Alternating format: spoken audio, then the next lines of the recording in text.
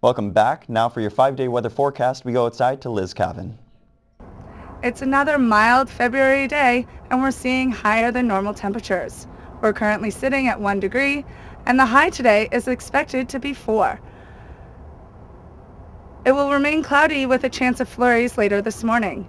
The low today is -3. Tomorrow is expected to be a wet and sloppy day with a chance of freezing rain, making the roads slippery. It will be mild though, with a high of +5 and a low of -3. Friday we'll have a mix of sun and cloud with a high of 4 and a low of 0. The weekend will be a bit colder. Saturday there's a chance of flurries with a high of 2 and a low of -4. Bundle up for Sunday when we'll see some sun, but a high of -3 and a low of -10. That's it for your 5-day weather forecast. Back to you in the studio. Thanks, Liz. Air Canada pilots say Canadian travelers have nothing to worry about, despite an overwhelming 97% vote in favor of a strike. Their union, the Air Canada Pilots Association, says the vote shows pilots are dedicated to reaching an agreement and have little intention of following through with a work stoppage. Labour Minister Lisa Raitt said in a statement Tuesday she is offering the airline and the Pilots Association a new mediator to help the parties reach a deal. Air Canada and the union have been in talks since October 2010. The Crown says a 20-year-old man who was involved in Vancouver's Stanley Cup riot should spend at least 18 months in jail. Ryan Dickinson is the first person to plead guilty following the riots that broke out in June after the Canucks lost Game 7 of the 2011 Stanley Cup Finals. The mob actively looted, smashed store windows, and started fires in the downtown core. He will be the first person sentenced in the riots. The length of the sentence may be affected as Dickinson already has a record. Devastating news coming out of Honduras. A prison fire has killed at least 300 inmates in a town just north of the country's capital city. The flames broke out late last night, and officials are investigating whether the fire was caused by inmate rioting or a possible electrical short circuit. Prisoners called for help and yelled the word fire, but reports say guards who had keys to the cells were nowhere to be found. The prison was holding 852 inmates at the time of the fire. 356 of them are reported missing. Greek officials have cancelled a budget meeting that was set for today, worrying European leaders. The country is looking for its second bailout, but has consistently missed budget targets over the last few years. Greek Prime Minister Lucas Papademos had agreed to come up with €325 million through budget cuts in order for the country to get its bailout. Greek party leaders say the money will be secured by the end of today. Iran is cutting off 6 European countries from its oil supply, but which 6 is still unknown. The news is coming from Iranian state TV.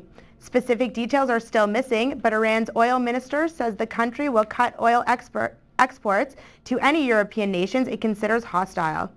European oil sales account for only 18% of Iran's crude exports. And now with your sports news, here's Adriano Mancini.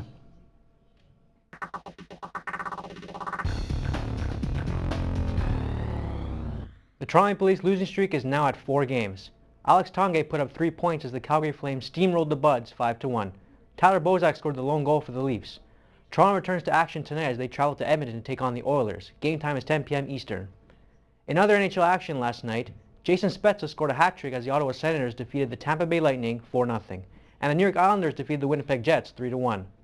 Sniper Ilya Kovalchuk scored a hat-trick as the New Jersey Devils beat the Buffalo Sabres 4-1. And the Boston Bruins had no answer for Henrik Lundqvist as they lost 3-0 to the New York Rangers. The Detroit Red Wings defeated the Dallas Stars 3-1 to record their 21st win at home. The Columbus Blue Jackets scraped through St. Louis Blues 2-1. The Nashville Predators beat the Chicago Blackhawks 3-2 at home, and the Anaheim Ducks topped the Minnesota Wild 2-1. Lynn Sanity came to Toronto last night and he did not disappoint. Jeremy Lin, the 23-year-old Harvard grad, drained a 3-point shot with 0.5 seconds left on the clock to give the New York Knicks a 90-87 win over the Raptors. 12 of Lin's 27 points came in the fourth quarter, the same amount as the entire Raptors team. It was the Knicks' 6th straight win. Raptors' Jose Calderon scored 25 points in the loss. The Raptors continue their homestand tonight when they take on Tim Duncan and the San Antonio Spurs. In Major League Baseball news, the Tampa Bay Rays have signed an integral part of their team. The club have locked up manager Joe Maddon to a 3-year contract extension.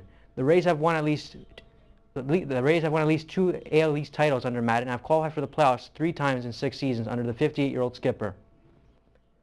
The UEFA Champions League has returned, and on Tuesday, Barcelona defeated Bayern Leverkusen 2-0 away from home. French side Lyon defeated newcomers Apoel 1-0 at home. Today, Zenit St. Petersburg will play Benfica at home, and Arsenal legend Thierry Henry will suit up for perhaps the final time in an Arsenal jersey as his side take on AC Milan. The 34-year-old is expected to return to New York Red Bulls following his loan deal. In Humber sports, a pair of season finales are set for tonight. The men's and women's volleyball teams are closing out their seasons in Niagara. It will be the final game before the team begins their playoff campaign.